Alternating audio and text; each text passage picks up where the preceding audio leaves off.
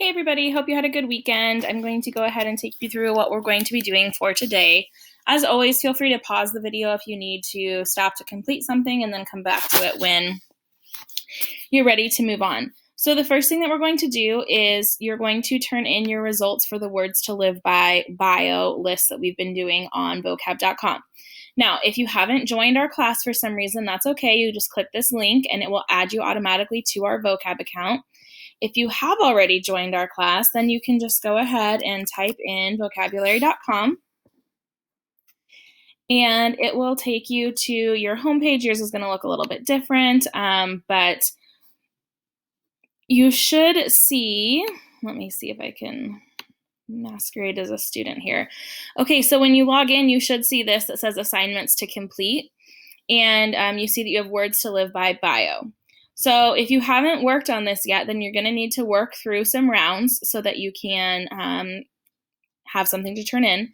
But this is what I'm going to want you to turn in. I'm going to want you to take a screenshot of this page that shows me the percentage right here of how much of the list you have gotten through. And then that percentage is going to be your grade. So if I turned this in right now with a 1% complete, I would get 1% of 10 points, which is, I don't know, 0.1 points or something, not a good score. So I'm going to want to do more. So if you did 100%, you would get 10 out of 10, right? If you did 90%, you would get 9 out of 10. 80%, you'd get 8 out of 10, and so on, okay? So whatever percentage you have here, the grade that you get in Canvas is calculated as a percentage. So I'm just going to take, me as your teacher, I'm going to take whatever percentage you have here and just type it directly into the grade book, and it's going to convert that to an amount of points. Okay, so once you have the percent complete that you want your grade to be, then you submit a screenshot of it, and your score will reflect that percentage. So that is the first thing that we're doing today. The next thing that we have on our list is to work on your Lexia inference assignment. This is due by Wednesday. I know that I do have a couple of them turned in already, so that's wonderful. If you already have them turned in, then you can just keep working in Lexia, or you can continue to work on your vocab list. But this is the, excuse me, I'm sorry, I just had a big yawn. This is the activities that you did. Zoom in a little bit here. It was on a Google slide and you had different activities to complete. It's probably easiest if you click on the blue link here and pop it out into its own window. But there's just different activities for you to complete about inferences. And then on Wednesday, we will be assigned a new one of these that will focus on figurative language. So again, pause the video if you need to complete that. I would recommend getting that turned in today, but it is not technically due until Wednesday, so you are welcome to keep working on it past today if you need to. Next, we're going to work in Lexia.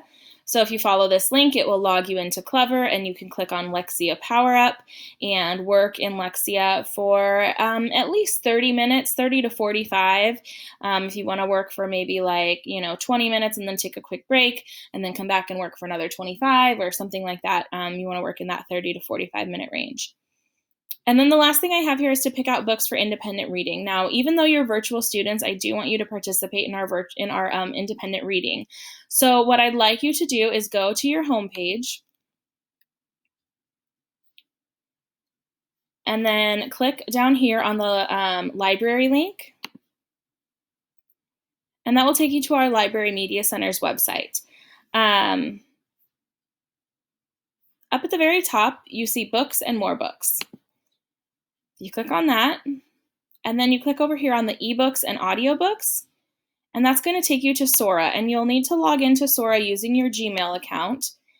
I did have some students having trouble with this, but Miss Link, the librarian, said that she was getting it fixed. So I hope that it is working now for you. If it's not, then we will continue to work to get it fixed. But you should see the collection of the high school's books.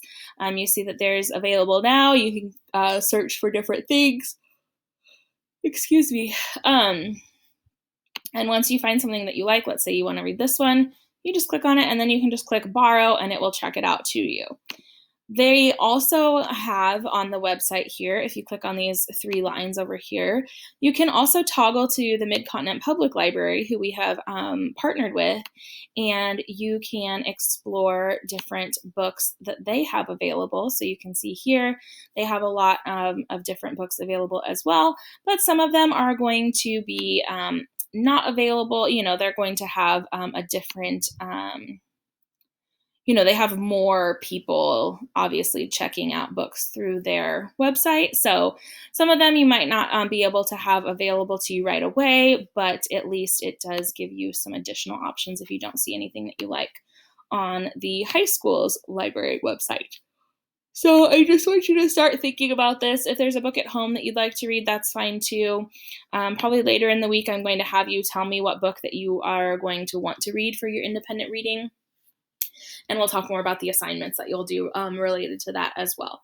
So if you have any questions, I have the link to the Zoom question and answer time, and that is in our announcement. Otherwise, you can send me an email, and I will get back to you as soon as possible, or you can, send me a message on Canvas, anything that you need to get in touch with me. I hope that you have a great rest of your day.